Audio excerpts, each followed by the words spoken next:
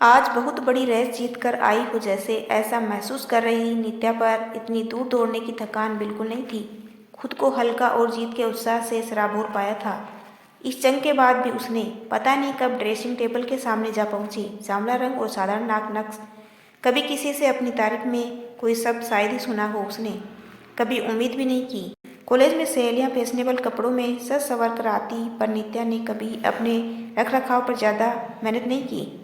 माँ कभी खुद और कभी उसकी सहेलियों से कहकर उसके लिए मॉडर्न कपड़े मंगवा देती तो पहन भी लेती, पर अपने साधारण रंग रूप को संवारते हुए कभी बहुत उत्साहित नहीं हुई। हाँ, पढ़ाई में ज़रूर उसकी रुचि थी, इसलिए पढ़ाई पूरी होते होते ही बैंक में जॉब भी मिल गई। इस जॉब में आने के बाद नित्या को बहुत खुशी मिली, जो अब तक शायद किसी और बात से नहीं मिली थी। पूरे उत्साह से ढंग से तैयार होकर नित्या सुबह बैंक जाती और पूरे मनोयोग से अपना काम करती।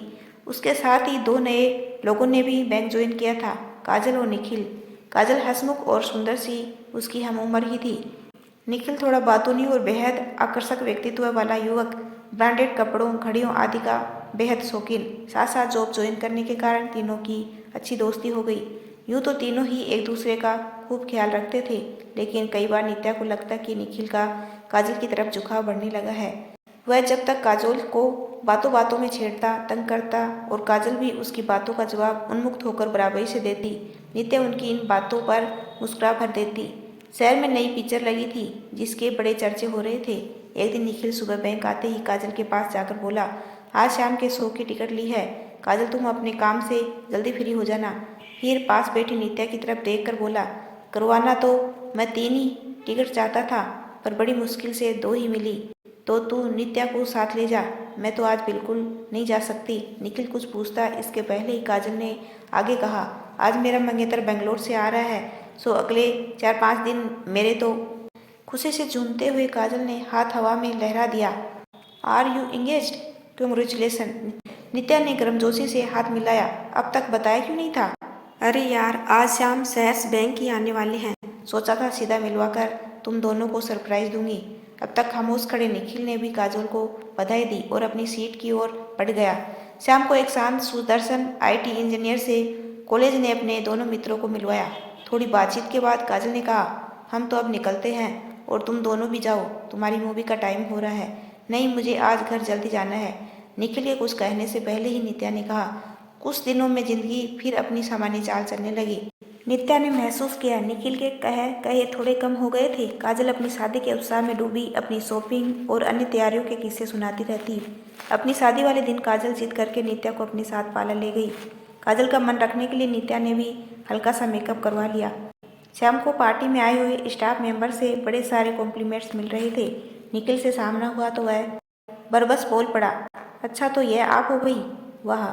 शादी के बाद काजल ने अपना ट्रांसफर बेंगलोर करवा लिया। नित्या और निखिल बैंक में पहले की तरह बिजी हो गए। नित्या महसूस कर रही थी कि निखिल अब उसका पहले से ज़्यादा ख्याल रखने लगा है। कभी कभार उसको उसके घर भी छोड़ देता, हालांकि उसके कहने पर भी घर के अंदर कभी नहीं आया। ज़्यादातर दोनों बैंक के बाद बाहर ही साथ थोड़ा समय बिता लेते। काजल भी नित्या से फ़ोन पर यह सब जानकर खुश थी। यूं ही एक दिन निखिल ने नित्या से एक रेस्टोरेंट की तारीफ करते हुए साथ डिनर की पेशकश की। आज नहीं, फिर किसी दिन, बल्कि इसी शनिवार को।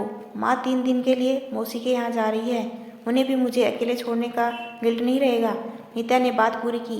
रविवार सुबह नित्या सोकर उठी तो तेज बारिश हो रही थी। कल देर रात निखिल डिनर के बाद घर छोड़कर गया था, तब तो मौसम साफ था। आज का पूरा दिन सिर्फ मेरा और इस मौसम में बैंक भी नहीं जाना, सोचकर नित्या मुस्कुरा दी और वापस रजाई में घुस गई। कुछ देर करवटें बदलने के बाद वह समझ गई अब नींद नहीं आने वाली। बेड की साइड टेबल पर निगाह दौड़ाई। माँ होती तो अब तक वहाँ चाय की प्याली नजर आ गई होती। वह खुद अपने लिए चाय बनाने की हिम्मत जुटा ही रही थी कि डोरबेल की आवाज़ सुनकर चौंक गई। इतनी बारिश में तो काम वाली सुधा के आने की कोई उम्मीद नहीं थी। सोचते हुए दरवाजे की ओर बढ़ी। दरवाज़ा खोलते ही नित्या हैरान हो गई। सामने निखिल खड़ा था। इतनी बारिश में बाहर ही खड़ा रखोगी क्या? निखिल खुद ही उसे साइड में करके अंदर आ गया और हाथ में पकड़ा हुआ पैकेट सामने टेबल पर रखकर उसकी तरफ मुखातिब हुआ। मैंने सोचा क्यों न आज खुद को लंच के लिए तुम्हारा मेहमान बना लिया जाए। नित्या छेपी सी हंसी हंस दी। निखिल को ड्राइंग रूम में बैठा कर नित्या जल्दी से अंदर आई। शीशे में अपनी शक्ल देखकर थोड़ा एम्बेरस फील कर रही थी। फटाफट उसने मुंह धोकर नाइट सूट चेंज किया और पता नहीं क्यों हल्का सा फेस टचअप भी कर लिया। 2 कॉफ़ी मग्स के साथ जब वह ड्राइंग रूम में पहुंची तो उसने देखा निखिल ड्राइंग रूम में लगी उसकी पेंटिंग निहार रहा था।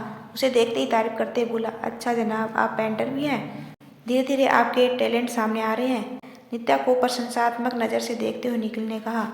कॉफ़ी के साथ दोनों थोड़ी देर तक ऑफिस और इधर उधर की हल्की फुल्की बातें करते रहे। नित्या आश्वस्त थी कि मम्मी जाते जाते उसकी पसंद की 2-3 अच्छी डिशेज बनाकर फ्रिज में रख गई थी, सो लंच की कोई चिंता न थी। अचानक निखिल ने टेबल पर रखे हुए पैकेट को खोलकर एक वाइन की बोतल निकाली और नित्या की तरफ बढ़ा दी। तुम्हारे लिए। मैं चौंक कर नित्या ने कहा, मैं वाइन नहीं पीती। अच्छा, यह तो और भी अच्छी बात है। आज शुरुआत मेरे साथ ही होगी। कहते हुए निखिल अधिकार पूर्वक डाइनिंग एरिया के क्रॉकरी शेल्फ से 2 गिलास ले आया। नित्या के चेहरे पर गहरा संकोच देखकर वह बोला, अरे यह तो माइंड ड्रिंक है, इसमें कुछ नहीं होता। और फिर आज का मौसम भी तो देखो, और ये भी देखो कि मैं आज बिना बुलाए तुम्हारे यहाँ आ गया। यह कहते हुए निखिल ने नित्या के हाथ में गिलास थमा दिया। चीयर्स। निखिल का अपने आप उसके घर आ जाना कहीं नित्या को अनजानी सी खुशी दे रहा था। एक आकर्षण जो पिछले कई दिनों से वह निखिल के प्रति महसूस कर रही थी, आज उसे लगने लगा था कि शायद वही फीलिंग्स निखिल की भी है। वह मना न कर सकी। साथ बैठकर छोटे छोटे घूंट लेती रही। उसकी आंखें थोड़ी भारी हो रही थी। निखिल ने दोबारा अपने गिलास में वाइन डालकर उससे पूछा तो नित्या ने मना कर दिया। निखिल ने अब कोई जोर भी नहीं दिया। थोड़ी देर में नित्या ने डाइनिंग टेबल पर लंच लगा दिया। लंच के बाद घर पर ही मूवी देखने का प्रोग्राम बना। नित्या निखिल के बराबर वाले सोफे पर बैठ ही रही थी कि निखिल ने अचानक उसका हाथ पकड़कर अपने पास बैठा लिया। निखिल का यह व्यवहार नित्या के लिए नया था, पर वह तो मंत्रमुग्ध सी निखिल के साथ किसी और दुनिया के सपने देखने लगी थी। वह सोच रही थी अब माँ के आते ही वह उन्हें निखिल के बारे में सब कुछ बता देगी। कितनी चिंतित रहती है माँ उसके भविष्य को लेकर। निखिल से मिलकर कितनी खुश होगी। निखिल के हाथों का दबाव उसके कंधे पर महसूस किया। मूवी देखते देखते अचानक निखिल उसके साथ इंटीमेट होने की कोशिश करने लगा। नित्या को यह सब बहुत अजीब लग रहा था। उससे निखिल को पीछे की तरफ धकेला, लेकिन निखिल फिर उसके पास आ गया। तब नित्या ने खड़े होने की कोशिश करते हुए कहा, अभी नहीं निखिल, यह सब शादी के बाद 2 दिन में माँ आ जाएगी, तुम आकर उनसे मिल लेना। वह शादी के लिए मना नहीं करेगी। शादी? यह शादी कहाँ से आ गई बीच में? हमारे बीच में क्या कोई शादी की बात हुई है? हम तो दोस्त हैं, जब तक साथ में हैं एंजॉय करेंगे। यह शादी के लफड़े मुझे पसंद नहीं है। क्या? नित्या को करंट सा लगा। निखिल को जोर से पीछे की तरफ धकेलते हुए वह जोर से चीखी, समझ क्या रखा है तुमने मुझे? मैं इस तरह की लड़की हूँ? हिम्मत कैसे हुई तुम्हारी? यह सब सुनकर निखिल जो अब तक शालीनता से पेश आ रहा था, अचानक उसके चेहरे के रंग बदल गए। नित्या के दोनों कंधों को पकड़कर जोर से बोला, यह शादी के सपने कहाँ से देखने लगी तुम? शक्ल देखी है अपनी? कल तुम्हारे साथ जो सेल्फी ली थी वह देख लो। मेरे शरीर की मैल भी तुमसे साफ निकलेगी। मैं तो एहसान कर रहा था तुम्हारे जैसी ऑर्डिनरी लड़की को थोड़ा अच्छा टाइम देकर, और तुम तो गले ही। निकल जाओ मेरे घर से। उसकी बात बीच में ही काट कर नित्या जोर से चिल्लाई, अच्छा हुआ तुम्हारे गोरे रंग के पीछे छिपा हुआ काला मन तुमने खुद ही मुझे दिखा दिया। तुमने शायद मुझे अपने जैसा समझ लिया, सबके लिए अवेलेबल।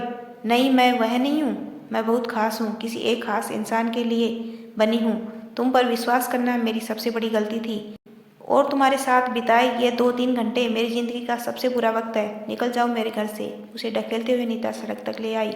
निखिल भी नित्या के तेवर देखकर थोड़ा घबरा सा गया था। जल्दी से अपनी मोटरसाइकिल स्टार्ट करके वहां से चला गया। मूसलाधार बारिश में नित्या बहुत देर वहीं खड़ी रही।